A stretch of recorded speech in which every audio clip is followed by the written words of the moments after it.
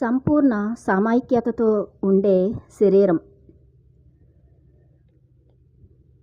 సంపూర్ణ సమైక్యత అంటే ఏంటి? 7 శరీరాలు మన ఈ భౌతిక శరీరంతో పాటు మన 6 సూక్ష్మ శరీరాలు అన్నీ కూడాను ఒకే అలైన్మెంట్లో ఉండడం. సంపూర్ణ సమైక్యత. ఐక్యంగా అంటే కలిసిపోవడం. ఈ అన్నీ కూడా ఒక దీంట్లో ప్రస్తుతం మన 7 శరీరాలు పూర్తిగా విడివడి ఉండి 3వ కన్ను ప్రాంతంలో ఒక శక్తివంతమైన తీగ ద్వారా మాత్రమే అనుసంధానించబడి ఉంటున్నాయి. అంటే ప్రతి శరీరము తన మానాన తాను పనిచేస్తూ ఉంటుంది. ఎందుకంటే అది తన స్వంత పౌనః పుణ్యస్థాయిని కలిగి ఉంటుంది. మరి ఇతర శరీరాలతో పరస్పర సంభాషణ అనేది చోటు చేసుకోవడం లేదు. అంటే మన సూక్ష్మ శరీరాలు ఉంటాయి కదా, దేనికది వేరువేరుగా ఉండడం వలన ధ్యానం చేయకపోతే మనం ధ్యాన సాధన లేదనుకోండి, శ్వాస మీద ధ్యాస అని పత్రిజీ ఎందుకు చెప్పారు? శ్వాస మీద ధ్యాస అనేది అసలు శిష్యులైనటువంటి ధ్యానం. ఇంకంతకంటే ఇంక లేదు అసలు. ఏది కూడా ధ్యానం కానే కాదు. ఆ సాధన శ్వాస మీద ధ్యాస పెట్టేటప్పుడు ఈ 7 శరీరాలన్నీ కూడా ఈ భౌతిక శరీరంలో అన్నీ కలిసిపోయి ఒకే ఏక శరీరంగా అయిపోయి అన్నీ ఒక అలైన్మెంట్లోకి వచ్చి చక్కగా అవి పనిచేస్తాయి. కానీ ఇప్పుడు మనం ధ్యానమే లేదనుకోండి, శ్వాస మీద ధ్యాస పెట్టట్లేదు, ధ్యానమే చెయ్యట్లేదు, ఆహార నియమాలు అంటే శాకాహారమే తీసుకోవట్లేదు అనుకోండి, మాంసాహారం తింటూ అలా ఉంటే ఎరుక అనేది ఉండదు. వేరు శరీరాలు అవన్నీ వేరు పనిచేస్తాయి. మనోమయ శరీరం ఉందనుకోండి, అంటే మనస్సు, దాని యొక్క ఆలోచన విధానం వేరేగా ఉంటుంది. మనస్సు ప్రొడ్యూస్ చేసే ఆలోచనలు, థాట్స్, వేరే థాట్స్ అనేది ప్రొడ్యూస్ చేస్తూ ఉంటుంది. నెగిటివ్ థాట్స్, డిజాస్ట్రస్ థాట్స్ ఇట్లా ఉంటాయి. అదే ఎమోషనల్ బాడీ ఉంది. ఎమోషనల్ బాడీ అనేది ఎలా ఉంటుంది? ఆ ఎమోషనల్ బాడీలో భావోద్వేగాలు, హృదయం అనేది శుద్ధి చేయబడదు. ఇంకా ఎమోషన్స్ అని భయాలు, కోపం, ఇవన్నీ ఉంటాయి, ద్వేషాలు, ఇట్లాంటివన్నీ ఉంటాయి కదా. దానివల్ల ఏంటంటే అది ఒక ప్రకంపనలో దాని యొక్క ఫ్రీక్వెన్సీ వేరేగా ఉంటుంది. లో ఫ్రీక్వెన్సీలో ఉంటాయి ఇవన్నీ. మనోమయ శరీరం అనేది లో ఫ్రీక్వెన్సీలో ఉంటుంది. డిజాస్ట్రస్ థాట్స్, నెగిటివ్ థాట్స్, ఇలా ఆలోచనల్లో భయాలు, ఇలాంటివన్నీ ఉంటాయి. గతం గురించి జరిగిపోయినవన్నీ తలుచుకుంటూ ఉండడం, ఇదంతా భవిష్యత్తు గురించి భయపడడం, ఏవైనా సరే ఇవన్నీటప్పుడు దాని ఫ్రీక్వెన్సీ తక్కువ స్థాయిలో ఉంటుంది.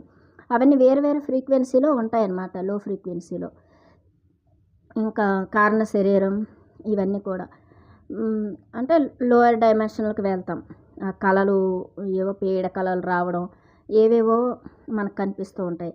అదే మనం ధ్యాన సాధన చేసామనుకోండి, శ్వాస మీద ధ్యాస పెట్టి ధ్యానం, ఈ శరీరాలన్నీ కూడా ఒక అలైన్మెంట్లోకి వస్తాయి. అది అన్నీ ఒక అంటే అన్నీ ఒకే ఫ్రీక్వెన్సీలో ఉంటాయన్నమాట. మన భౌతిక శరీరంతో పాటు అన్నీ ఒకే ఫ్రీక్వెన్సీలో ఉంటాయని చెప్తున్నారు. ఇవన్నీ కూడా వేరువేరుగా ఉన్నప్పుడు ఒకదాంతో పాటు సంభాషణ చేసుకోలేవన్నమాట. చక్రాస్ కానీ ఇవన్నీ వేరేగా పనిచేస్తూ ఉంటాయి. అది మనం తలాల మార్పు ప్రక్రియ ద్వారా ప్రయాణిస్తున్నప్పుడు మన శరీరాలన్నీ సమైక్యం అవుతాయి. ఎప్పుడైతే మనం ఆ యొక్క 3rd డైమెన్షన్ నుంచి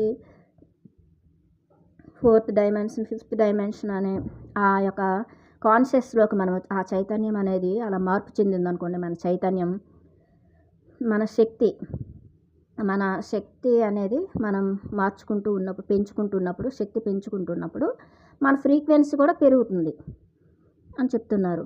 అప్పుడు ఈ శరీరాలన్నీ సమైక్యం అవుతాయి, అన్నీ ఒక అలైన్మెంట్లోకి వస్తాయి. శరీరాలకు చెందిన ఈ సమైక్యత మనం పనిచేసే విధానాన్ని మార్చేస్తుంది.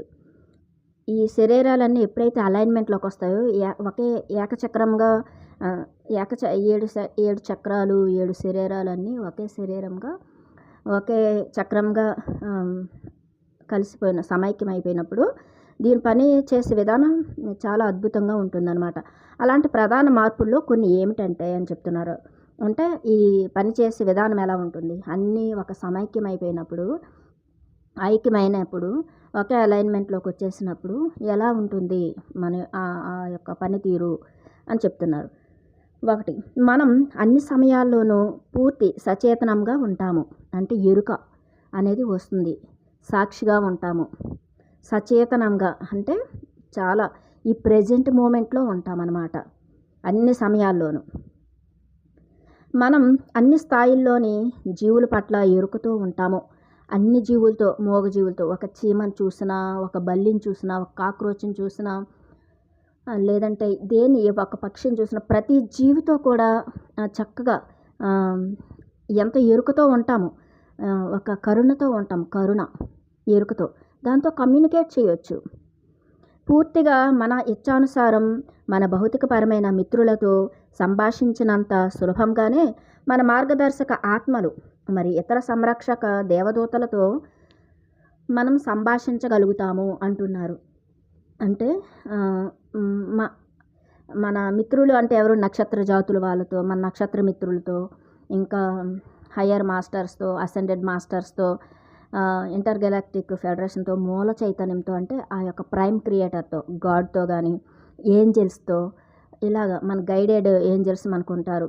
ఆ మాస్టర్స్తో, గైడెడ్ మాస్టర్స్తో, అందరితో ఈజీగా టెలిపాతిక్గా కానీ లేదంటే ఆస్ట్రల్గా మనం అలాగా మాట్లాడగలుగుతాం అన్నమాట. ఈజీగా సంభాషించగలుగుతాం వాళ్ళతో అని చెప్తున్నారనమాట. మనం ఇప్పుడు ఇలా మాట్లాడుకుంటున్నట్టుగా మనుషులతో మనం ఎదురెదురుగా ఫిజికల్గా మాట్లాడుకుంటున్నట్టుగానే వాళ్ళతో మనం మాట్లాడగలుగుతాం అని చెప్తున్నారు. మన మాటలు వాళ్ళు వింటారు.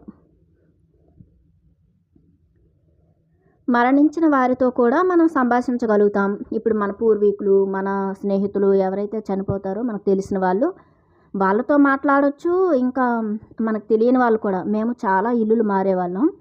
ఈ హౌసెస్ ఇప్పుడు షిఫ్ట్ అయ్యేటప్పుడు చాలా హౌసెస్ మేము షిఫ్ట్ అయ్యాము. చాలా ఏరియాస్కి వెళ్ళాము. అక్కడ చాలా ధ్యాన ప్రచారం అంతా జరిగింది. నక్షత్రమిత్రుల్లో మాస్టర్స్ చెప్పారు. ప్లైయేడియన్స్ టీచింగ్స్లో నేను చదివాను కూడా. అప్పుడు 2008 మిమ్మల్ని అవసరమైన ప్లేస్కి మేమే షిఫ్ట్ చేస్తూ ఉంటాము, అక్కడ మీ అవసరం ఉంటుందని చెప్పారు. అలాగే మేము కూడా ఎప్పటికప్పుడు మారిపోతుండేవాళ్ళం. అయితే అక్కడ వాళ్ళు ఏం చెప్తున్నారంటే అక్కడ ఆత్మలు ఉండేవి. ఆ ఇంట్లో చాలా ఆత్మలు ఉండేవి. నాకు ఎక్కువ కళలో కనిపించడం, ధ్యానంలో కనిపించడం జరిగేది. కొన్ని సోల్స్ అక్కడ ఒక మూల నిద్రపోతున్నట్లు, కొంతమంది సిగరెట్స్ స్మోక్ చేస్తున్నట్లు, కొన్ని ఆత్మలు, ఆత్మలు కూడా ఉండేవి. ఒక ఆమె అయితే మేము విజయనగరంలో జ్ఞాన సరస్వతి దేవి టెంపుల్ దగ్గరలోనే ఒక అపార్ట్మెంట్లో మేము ఉండేవాళ్ళం. అక్కడ 2015లో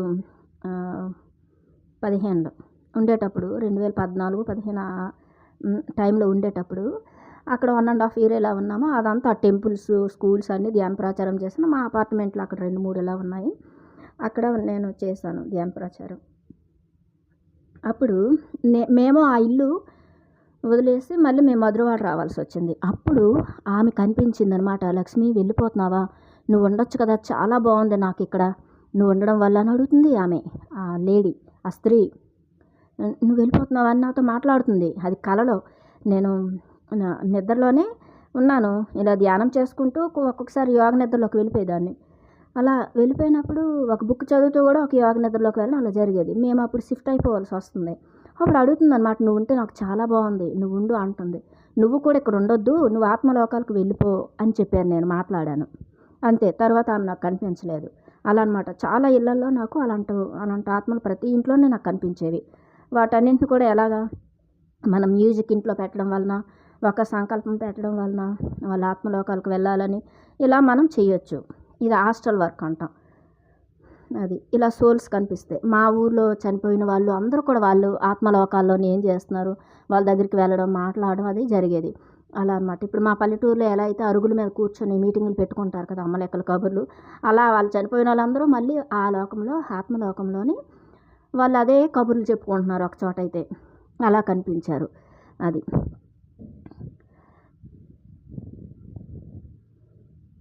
ఎందుకంటే కేవలం వాళ్ళ భౌతిక శరీరం మాత్రమే మరణించింది. మనం సంభాషించడానికి వాళ్ళ ఇతర శరీరాలు ఉన్నాయి కదా అని చెప్తున్నారు.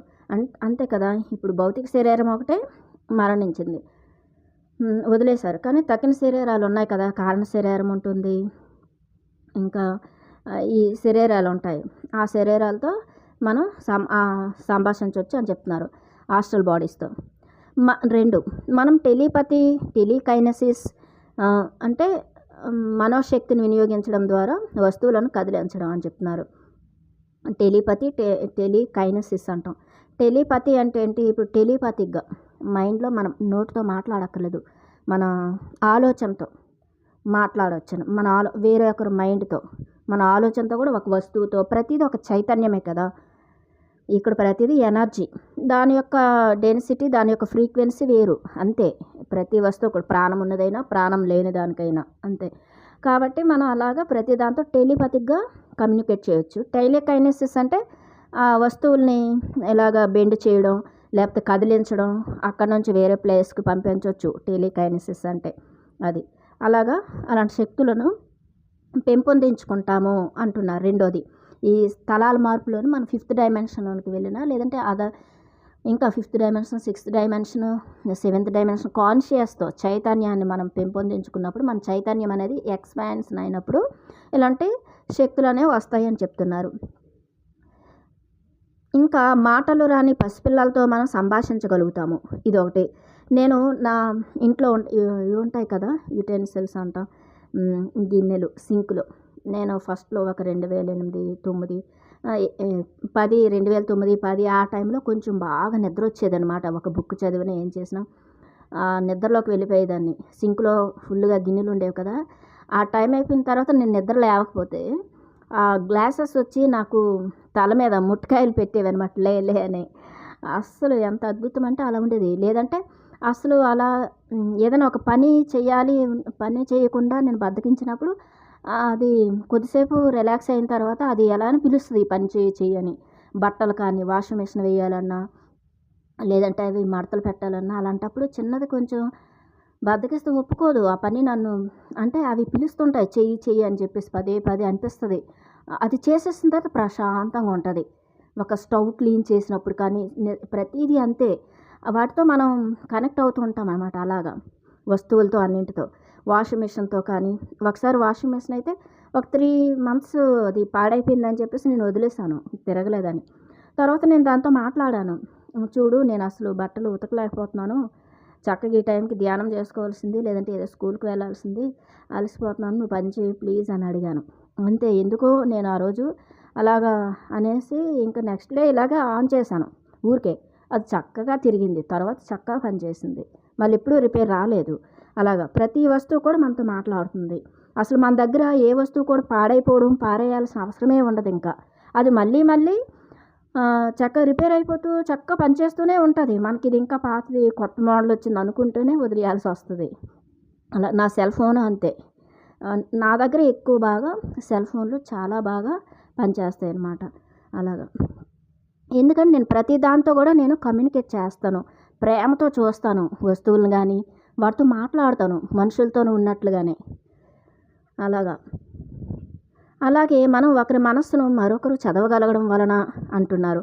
మనసును కూడా మనం వాళ్ళు ఏం ఆలోచిస్తున్నారు, వాళ్ళ ఉద్దేశం ఏంటి అంతా తెలిసిపోతూ ఉంటుంది నాకు కూడా ఎదుటి వాళ్ళది.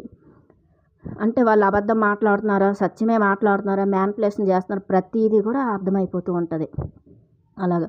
ఎవ్వరూ ఎవరిని మోసం చెయ్యలేరు ఇంకా. అది. ఎవరు కూడా ఎవరిని మోసం చేయలేరనమాట. ఈ 5th డైమెన్షన్‌లో వచ్చిన తర్వాత మనం మోసగించాలి అంటే సత్యాన్ని మరుగుపరిచి ఒక అబద్ధపు కట్టుకథలు అల్లాల్సిన అవసరం ఉంటుంది అంటున్నారు.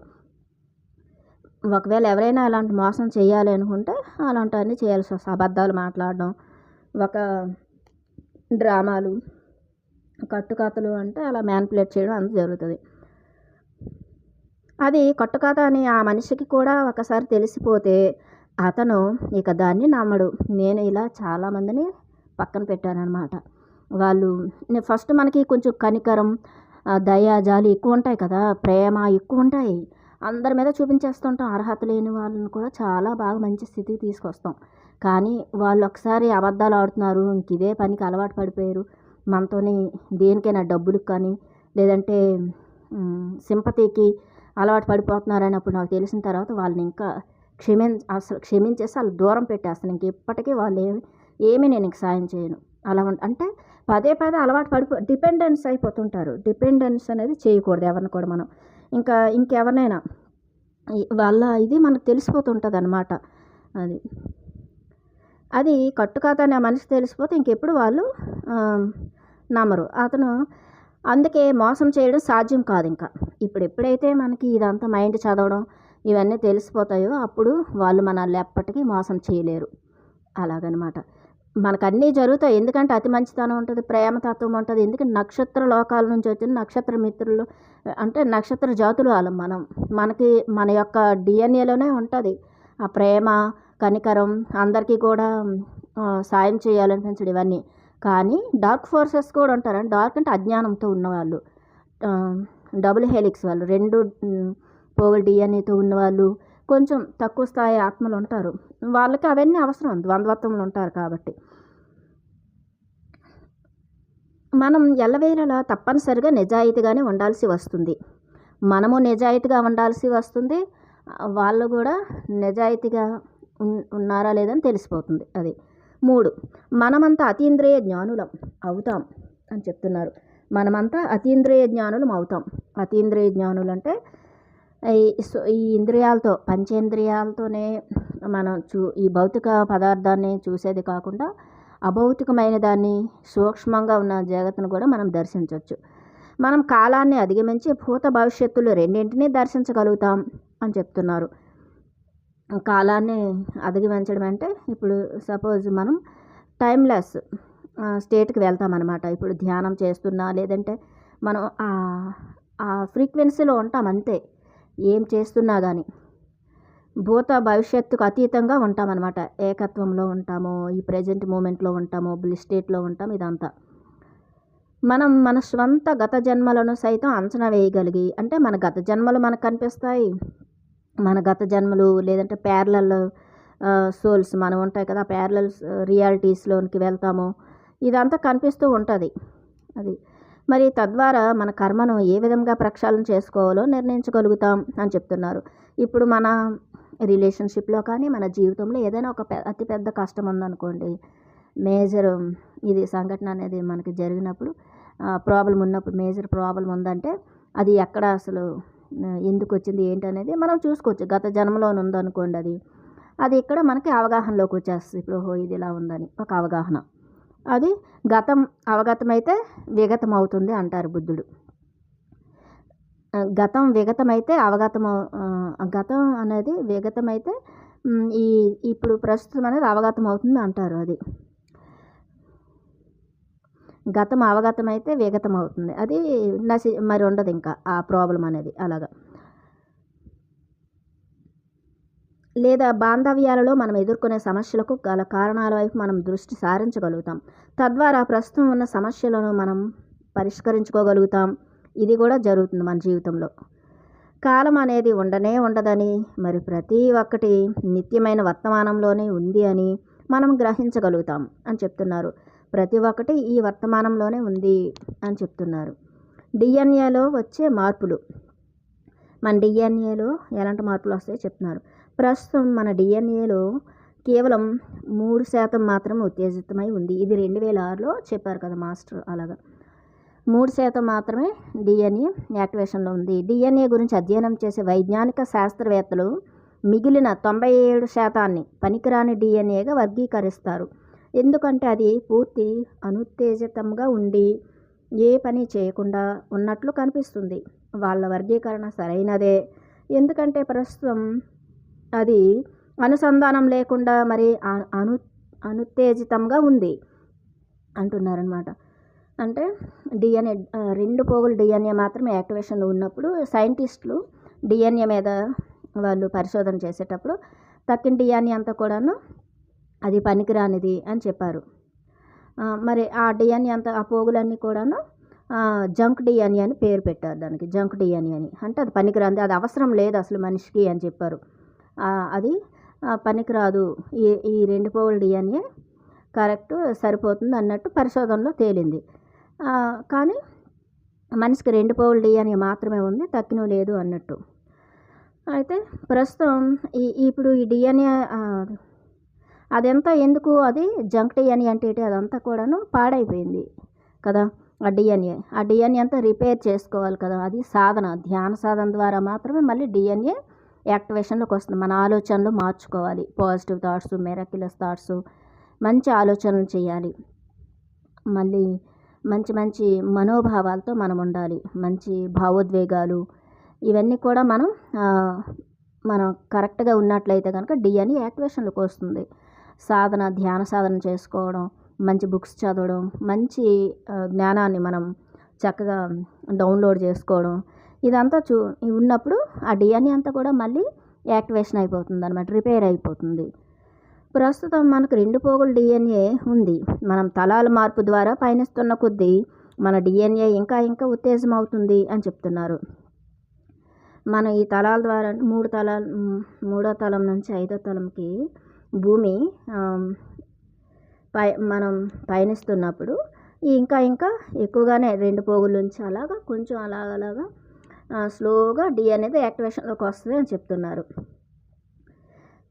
మన డిఎన్ఏ ఎక్కువగా ఉత్తేజితమైతే మనం అంత గొప్ప సామర్థ్యాలను కలిగి ఉంటాము. ఎందుకు? డిఎన్ఏలో మన విశ్వ సమాచారం ఉంది. విశ్వ సమాచారం ఉంటుంది.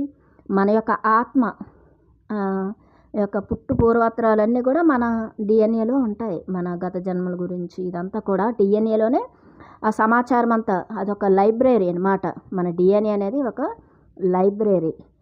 అందులో ఎంతో ఉంటుందన్నమాట డాటా. అదంతా కూడా మనం చక్కగా డౌన్లోడ్ చేసుకోవచ్చు. డిఎన్ఏ ఉత్తేజితమైతేనే ఈ శక్తులన్నీ మనకు వస్తాయి. అతీంద్రియ శక్తులు ఇవన్నీ కూడా అన్ని గొప్ప సామర్థ్యాలను కలిగి ఉంటాం. డిఎన్ఏ యాక్టివేషన్లో ఉంటే ఎంతో చక్కగా ఆ డిఎన్ఏ ఉండే ఆ సెల్స్లో అక్కడ అవన్నీ కూడా సెల్స్ అన్నీ రిపేర్ అయిపోతుంటాయి, యాక్టివేషన్లోకి వస్తాయి. ఇంకా ఎంతో హీలింగ్ అవుతుంది అనమాట. అనారోగ్య సమస్యలు అనేవి తగ్గుతాయి, ఆరోగ్యంగా ఉంటాము. ఇంకా ఎన్నో మార్పులు వస్తాయి మన లోపల. అందువలన పైన వర్ణించబడిన సామర్థ్యాలు అన్నింటినీ కలిగి ఉండాలి అంటే మనకు పూర్తిగా ఉత్తేజితమైన డిఎన్ఏ అవసరం అవుతుంది. ఇప్పుడు టెలిపోర్టేషను, టెలికైనసిస్, టెలిపతి ఇంకా ఇవన్నీ కూడా మనకి ఇలాంటి అద్భుతమైన శక్తులు అనేవి వస్తాయి అన్నమాట. మనం 2 పోగుల డిఎన్ఏ నుంచి 3 పోగుల డిఎన్ఏకి మరి అంతిమంగా సంపూర్ణమైన 12 పోగుల డిఎన్ఏకి చేరుకునే ప్రక్రియలో ఉన్నాం అని చెప్తున్నారు. ఇది స్లోగా మన సాధన పెరిగే కొద్దీ, మనం సాధన చేస్తూ ధ్యాన సాధన, ఆత్మజ్ఞానం సంపాదించుకునే కొద్దీ జ్ఞానం ఎంత ఎక్కువ జ్ఞానాన్ని మనం సంపాదించుకుంటుంటే, ఎంత ఓపెన్ మైండ్తో ఉంటూ జ్ఞానాన్ని మనం చక్కగా అవగాహన చేసుకుంటూ ఉంటే మన జీవితాన్ని కూడా మనం చక్కగా అవగాహన చేసుకుంటూ జీవితాన్ని అద్భుతంగా జీవించినట్లయితే కనుక ఈ డిఎన్ఏ అలా అలా స్లోగా ఒక గ్రాడ్యువల్గా యాక్టివేషన్లోకి వచ్చేస్తుంది. సంపూర్ణంగా 12 పోగుల డిఎన్ఏ అని చెప్తున్నారు.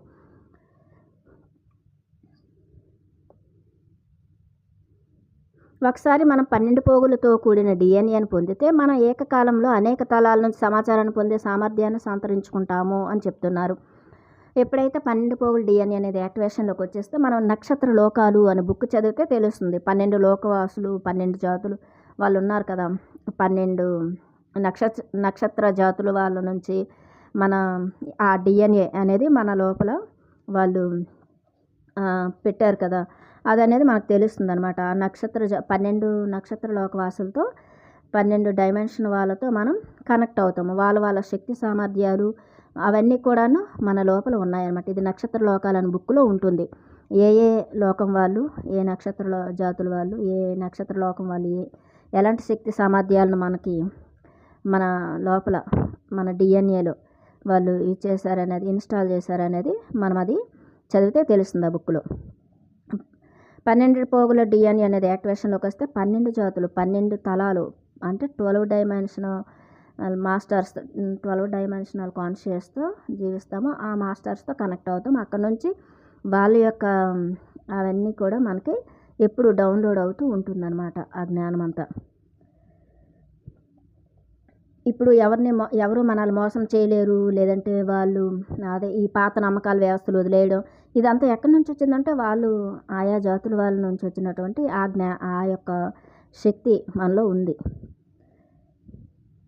రష్యా మరి జర్మనీ దేశాలు వైజ్ఞానిక శాస్త్ర పరిశోధన ప్రదర్శించినది ఏమిటంటే కేవలం మాటలు లేదా సూచనల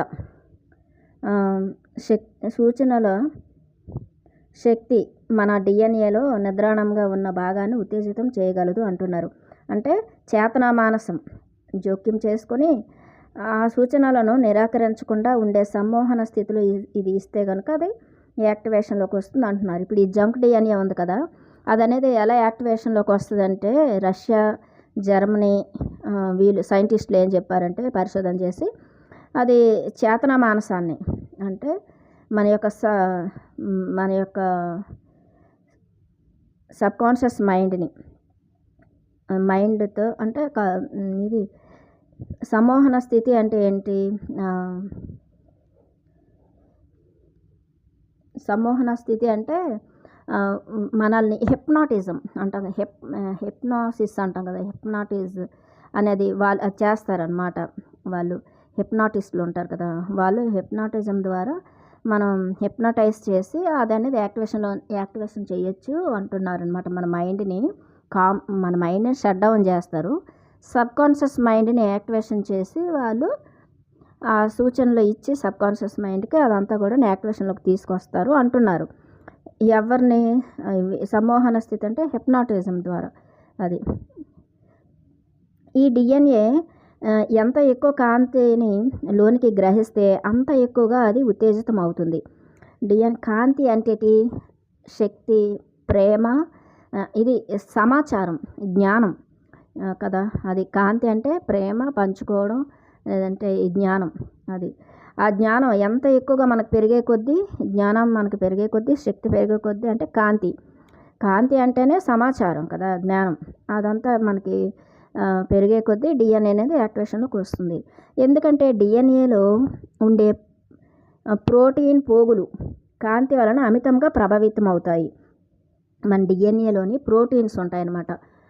ఈ ప్రోటీన్స్ పోగులు అనేవి యాక్టివేషన్ అయ్యి చక్కగా అవి కాంతిని ఎక్కువగా మనం తీసుకున్నట్లయితే కనుక, ఎక్కువ కాంతిని అంటే సమాచారాన్ని, జ్ఞానాన్ని ఎక్కువ సంపాదించుకున్నట్లయితే కనుక ప్రోటీన్ పోగులు అనేవి అవి ఎక్కువగా యాక్టివేషన్లోకి వస్తాయి అంటున్నారు. డిఎన్ఏలో ఉంటాయంట.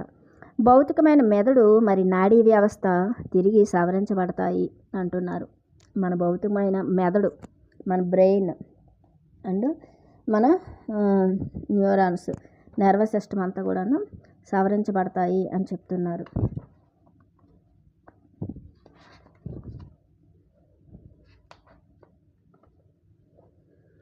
ప్రస్తుతం మన మెదడు మరి భౌతికపరమైన నాడీ వ్యవస్థ అన్నింటికన్నా అతి తక్కువ పౌనఃపున్యంతో ఉండే భౌతిక శరీరపు అవసరాల వ్యవహారాలని చూస్తున్నాయి.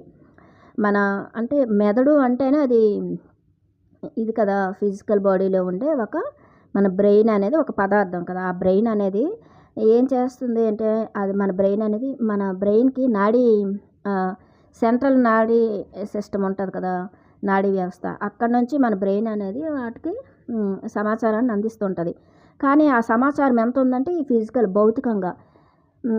భౌతికమైనటువంటి విషయాలను మాత్రమే అది పనిచేస్తుంది, భౌతికతకు మాత్రమే. అది ఆధ్యాత్మికతకి, ఆత్మజ్ఞానాన్ని తీసుకునేంత అంత లేదనమాట. ఆ బ్రెయిన్ అనేది అలా పనిచేయట్లేదు, మన నాడీ వ్యవస్థ కానీ మన బ్రెయిన్.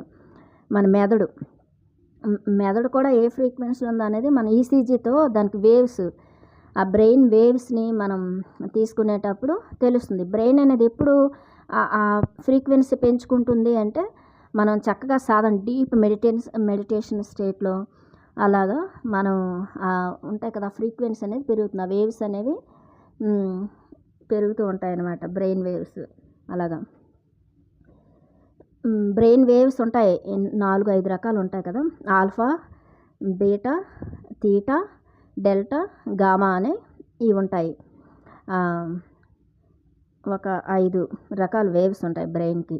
అలాగా ఏ ఫ్రీక్వెన్సీలు ఉండేటప్పుడు ఎలా మనం అసలు మన మైండ్ అనేది ఎలా పనిచేస్తుంది, ఎలా మనం అసలు ఉంటామనేది అది చెప్పవచ్చు. అది అతి తక్కువ పౌనఃపున్యంతో మన బ్రెయిన్ వేవ్స్ కానీ మన నాడీ వ్యవస్థ అనేది ఉంది అని చెప్తున్నారు. ఇవి భౌతిక శరీరపు వ్యవహారాలను మాత్రం చూస్తున్నాయి. భౌతిక శరీరపు అవసరాలు అది అంతవరకు చూస్తున్నాయి. ఆకలి వేస్తుంది, ఆహారం తీసుకోవాలి, లేదంటే కోరికలు తీర్చుకోవాలి, ఇవన్నీ కూడా ఇది చూడాలి, అది చేయాలి, లేదంటే ఇవన్నీ నొప్పులు, ఇలాంటివన్నీ భౌతికంగా ఇవన్నీ చేస్తుందన్నమాట. ఇలాంటివన్నీ బ్రెయిన్ అలాంటి సూచనలు మాత్రం ఇవ్వగలుగుతుంది మన బ్రెయిన్ అనేది. అది.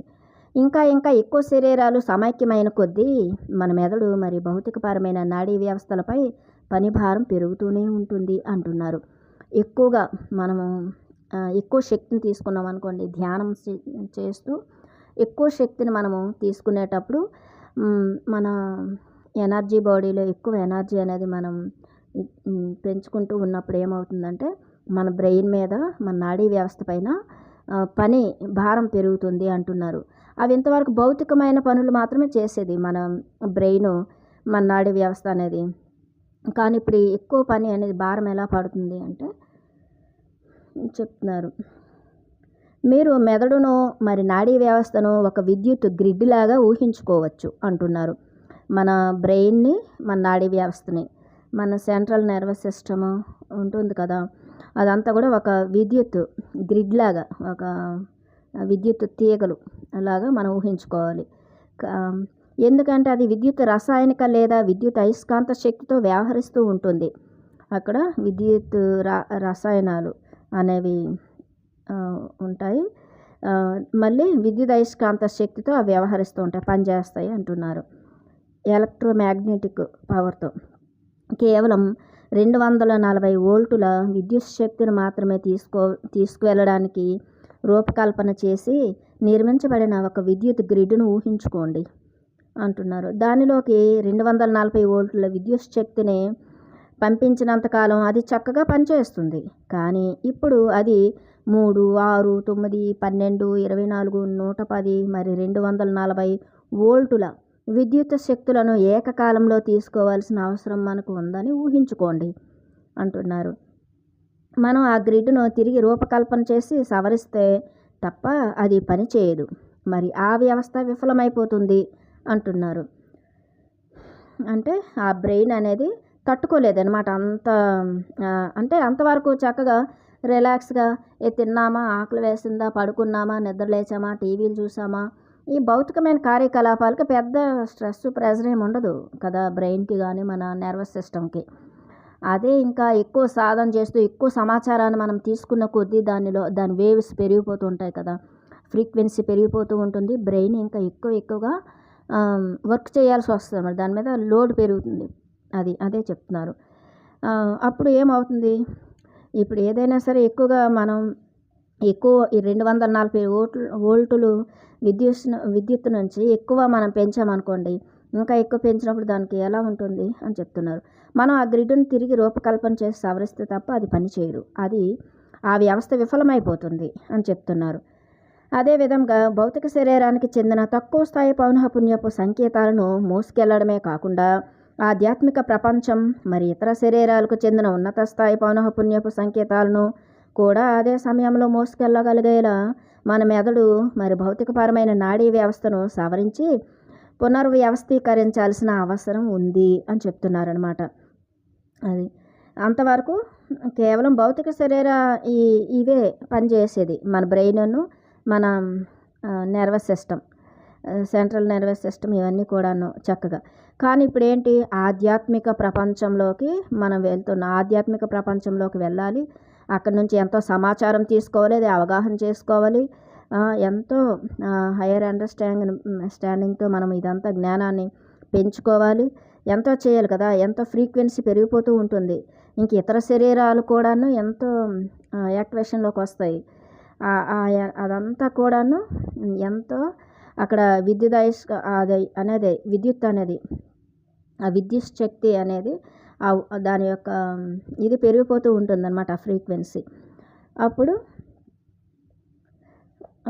దీని మీద ఇదని పునర్వ్యవస్థీకరించాల్సిన అవసరం ఉంటుంది అంటున్నారన్నమాట. మన వ్యవస్థను, మన నాడీ వ్యవస్థను, ఇదంతా కూడాను. ఎందుకంటే ఇవన్నీ కూడాను అది మోసుకెళ్లాల్సిన అవసరం ఉంటుంది. అంటే ఏం లేదు, ఇప్పుడు మనం ఎంతో జ్ఞానాన్ని ఈ బుక్ చదువుతూ ఉంటాం. ఆ జ్ఞానం అనేది మనకు అవసరం, అది మనకు అర్థం అవ్వాలి, అది అవగాహనలోకి రావాలి. దాన్ని చక్కగా మన లోపల ఏం జరుగుతుందో ఇదంతా కూడాను మనకు అర్థం అవ్వాలి కదా, అవగాహనలోకి రావాలి కదా. అది ఇంకా అందరికీ మనం చెప్పగలుగుతాము. ఇదంతా జరుగుతూ ఉంటుంది ఈ జ్ఞానం. ఇంకా నెక్స్ట్ ఇంకా మనం సాధనలో ఉండేటప్పుడు కానీ ఎప్పుడు కూడాను ఇతర లోకాల నుంచి అది మనం ఆ సమాచారాన్ని తీసుకోవడం జరుగుతుంది. ఎనర్జీస్ తీసుకోవడం జరుగుతుంది. చాలా అంతా కూడాను ఆ బ్రెయిన్ అనేది చాలా ఎక్కువగా వర్క్ చేయాల్సొస్తది. అంతవరకు చాలా తక్కువ పని ఉండేది. ఎక్కువ వర్క్ పెరుగుతుంది. లోడ్ పెరుగుతుందనమాట బ్రెయిన్‌కి. ఆధ్యాత్మిక ప్రపంచం, భౌతిక ప్రపంచాలు రెండింటిని కూడానది బ్యాలెన్స్ చేయగలుగుతది. అది చెప్తున్నారు. ఒకసారి ఆ మార్పు ప్రక్రియ పూర్తయిపోతే మొత్తం 7 పొరలతో సహా సంపూర్ణ సమైక్యతతో ఉన్న మన శరీరాలు అవసరాలు అన్నింటినీ మన మెదడు మరి భౌతికపరమైన నాడీ వ్యవస్థ సంభాళించగలుగుతాయి.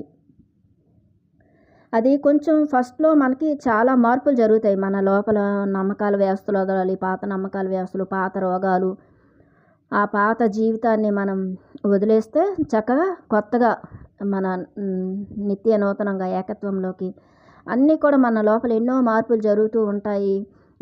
ఇక్కడ ఎన్నో భౌతిక పరమైన శరీరంలోని అవసరాలు అవన్నీ భౌతికపరమైనటువంటి ఇవన్నీ కూడాను మార్పులు జరుగుతూ ఉన్నప్పుడు ఈ సంపూర్ణ సమైక్యతతో ఉన్న మన శరీరాలన్నీ కూడానంటే ఈ 7 శరీరాలు కూడాను అలైన్మెంట్లోకి వస్తున్నప్పుడు అన్నింటినీ కూడా మన మెదడు మన నాడీ వ్యవస్థను అలవాటు అయిపోద్ది ఇంకా దానికి చక్కగాను. కొన్ని సంవత్సరాలు, కొన్ని రోజులు కొంతవరకు అది స్ట్రగుల్ అవుతుంది. తర్వాత అలవాటు అయిపోతుందనమాట అదంతా. అదంతా అలవాటు అయిపోతుంది మన నాడీ వ్యవస్థకి, మన బ్రెయిన్‌కి. ఆధ్యాత్మికతని, ఆధ్యాత్మిక ప్రపంచాన్ని ఇంకా ఈ యొక్క భౌతిక ప్రపంచాన్ని రెండింటిని కూడాను తన ఫ్రీక్వెన్సీలు పెంచుకొని చక్కగా సమాచారాన్ని తీసుకొని అదంతా కూడాను చేయగలుగుతున్నాను మన బ్రెయిన్ అనేది అని చెప్తున్నారు. బ్రెయిన్ మీద మెదడు గురించి ఇదంతా చెప్పారు.